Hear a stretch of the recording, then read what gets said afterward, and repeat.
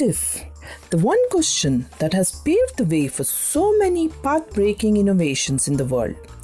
What would we have done without innovations and ideas that have made our lives easier? Why innovation, you ask? What has that got to do with storytelling, our theme for the season? The quest to find answers to the curious questions bubbling within, the urge to experiment, the passion to make a difference to the lives of people around, all of this has an underlying hidden story screaming to be told. Hello and welcome back to Content Ed, the podcast for all things content. And today it's our pleasure and privilege to welcome author, serial entrepreneur turned innovation coach, Naveen Lakkur to the podcast. Naveen, welcome to the podcast. Thank you very much for the invitation.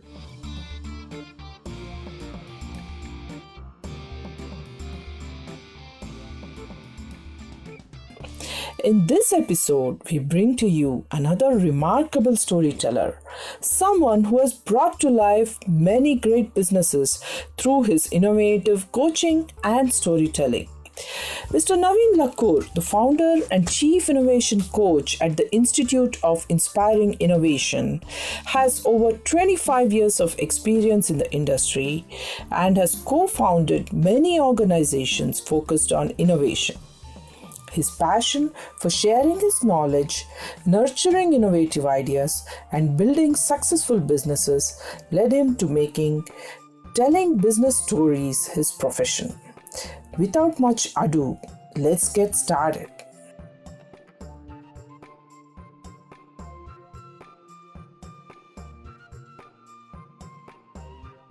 Our season this time is focused on storytelling, and we felt it is very relevant to talk to you about this. Can you talk a little bit about A Little Extra and Inseparable Twins, your two best selling books, and how you've used storytelling and characters to convey the message of self development there?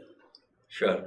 Um, in fact, when Inseparable Twins was happening, so when I was writing about these concepts, which are like two sides of the same coin, they are whole and complete by themselves, but when they come together, they unleash new power, right? And I'd chosen 12 such paired principles to convey and help readers to understand those principles, and when they come together, how do they utilize it for their growth, right? And then my friend asked me, "Who's this book for?" So I said, "This book is for everybody," and immediately responded with a smile, saying, "Then it's for nobody." Okay, everybody is nobody. So he insisted that I have to choose a target segment, irrespective whether others would also want to buy this book and read. So it was hard because I had to choose a target segment. And I felt it could help professionals, corporates, students, and mothers. So which one to choose? Then finally, with great difficulty, but I had to make a choice. So I did say it's for youth. I had to bring a fictional approach to a non-fiction topic, and that is where it is the storytelling became very That important. made the impact. And only when with stories, ultimately we forget everything else. The stories remain because that's how we have grown up, Correct. right? From our childhood, we've heard stories, and so story it doesn't mean that there is no material in it. When we talk about story, is a nice packaging of figures and facts inside, right? So this is like the figures, facts, these are all part of the skeleton, and the emotion side of story comes in and wraps with the emotion, which kind of bonds people, gets them to it actually helps in pegging, so recall value is higher, and ultimately when that data with that emotion, when that two come together, actually magic happens. That's what storytelling is all about. How can an entrepreneur or innovator use stories, perhaps with their investors, with stakeholders, with their teams? What is the power of storytelling over there? Again, I think storytelling is very powerful, and in business context, it is very essential, right? Be it from the marketing perspective, or even connecting to the target audience, and for them to understand your solution or the product better, stories are the best way, and it applies even to investors. Ultimately, the story sells, right? Because as I said, you need to have stuff in it. It's not that storytelling just as this art of storytelling. Right. There has to be stuff in that, and it is about the expression. So the stuff that is something which is meaningful and worthwhile, and with the art of storytelling, the combination is what clicks.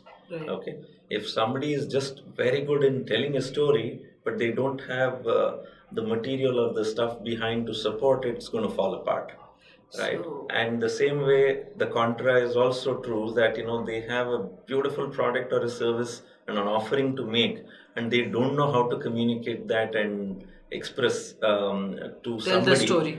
in a way that they are able to relate. Yeah. Then also it's a lost opportunity, Yeah. right? So to me, storytelling is a complement to the stuff that you do, so, and what you have. So how do you bring them together? They're in a way inseparable twins. So, what is your advice to entrepreneurs today, startup founders today?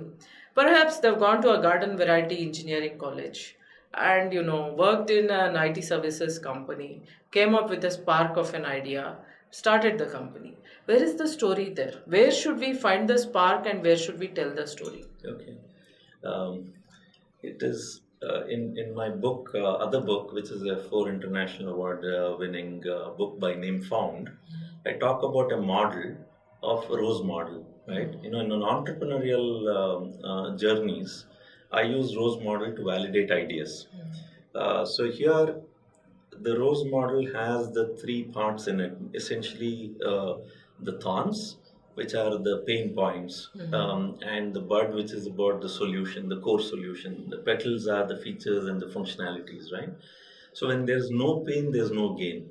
Right. Okay, so if an entrepreneur is not able to relate to the pain doesn't mean that it is the pain that they are going through, but they are able to relate to a pain out there which is applicable and required to be solved in the market. Right. Right? So that is where, irrespective of whether the Hollywood movies or it is the entrepreneurial ventures, follows that similar pattern of where there are challenges. Correct. The challenges and worthy challenges to solve. And here, because you have taken up a challenge worthy enough to solve as an entrepreneur, you are the hero there. Right? And if there is no challenges, and it's not a straight line, as a graph that an entrepreneurial journey would go through. So we Definitely. know the ups and downs are there. So a lot of them, when they go through the ups and downs, many give up, and some raise again.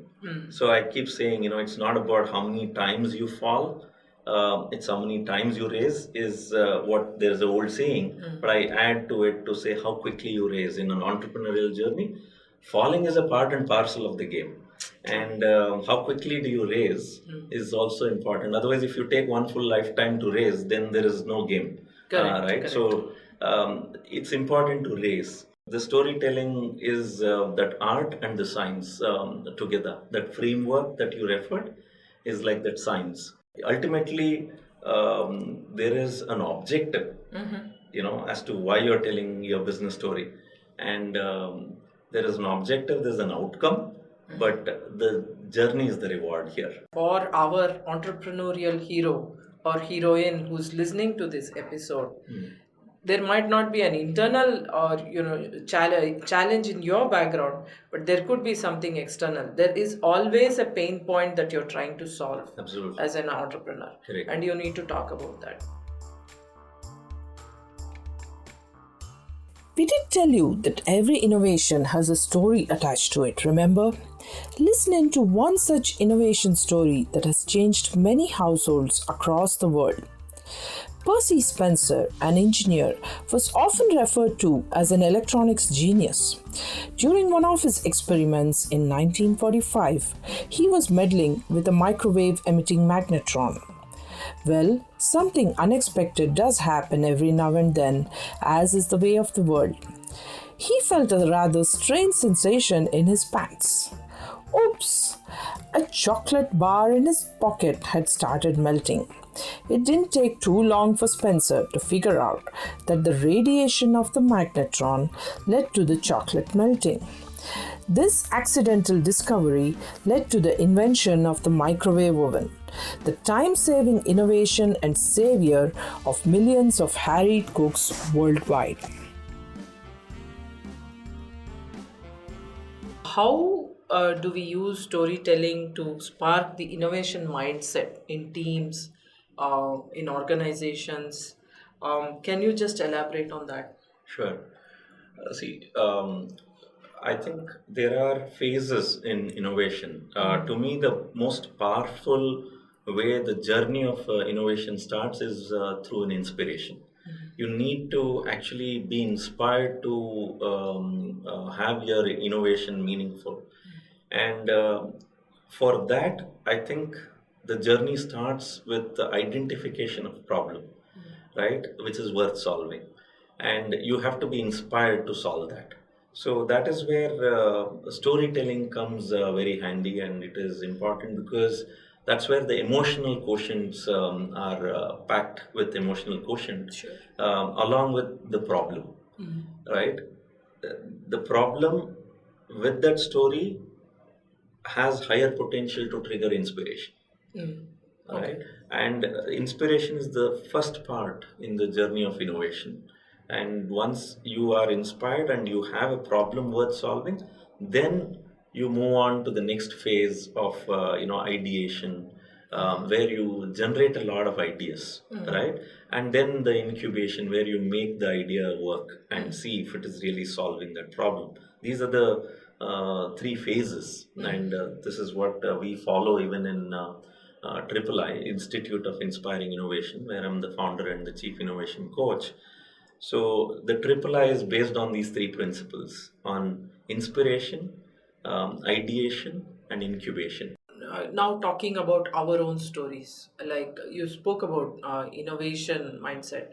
Now for all of us, whether we are innovators or not, to people who are listening, maybe they're students, mothers, entrepreneurs, professionals, can you give us all a few practical tips on building our own stories? Our previous guest on the podcast was Geeta Ramanujan of Kathalaya, and something she told us resonated with me. She said, first we need to have our stories right. Yes. Only then we can go out in the world and tell stories. So, how do we get our story right? I think uh, three important steps there. First of all, we need to have an objective, right? If you want to get your story right, have an objective as to why do you even want to tell a story, and how is it. Second is, with your story, how is it going to impact somebody else, Sure. right? And the third is that it is about what aspects, the achievements, right? So the work which is being done. So it has to be definitely useful and meaningful, and that needs packaging. Okay, so work would have been done, but if we can package and bring all these three as aligned, then I think it creates its own little magic. There is for entrepreneurs, even vision and mission. For example, every startup, every enterprise would have that. That could be a simple, easy way to tell a story. It's a part of a framework. And let me give you an example of Triple I, the Institute of Inspiring Innovation. We're on a mission to nurture new age leadership, and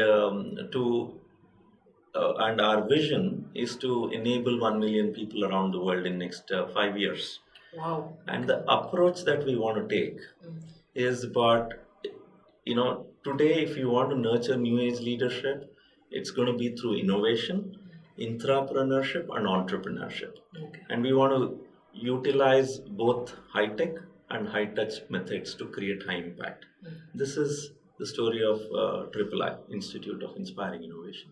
So, in a short way, you would be able to use the vision and the mission and convey, and it is the story which actually might inspire others, and others would want to be associated with it or want to utilize, and then it is about it enables engagement possibilities, be it when you're looking to employ somebody, or if you're looking to get an investor, or if you're wanting to have a customer, right?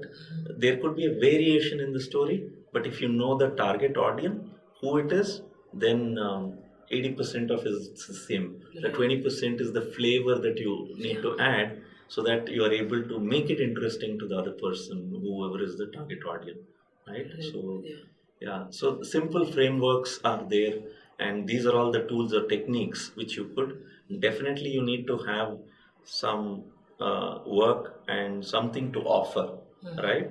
And they should benefit out of it. Otherwise, there's no value for the story. Sure. If the target audience whom you want to share your story, they're going to benefit, then they're going to listen to it. Wonderful. Thank you so much, Naveen, for visiting us and for this chat today. And people can find you at III.today. Yes, www.III.today. Thank you so much. Thanks once again. Thank you so much. Who knew there were so many facets to storytelling? We hope you're enjoying the stories that our guests are taking you through. We have one more power packed storyteller to finish the season off with. You can begin your guessing games now as to who it could be. Till then, see you in the next episode.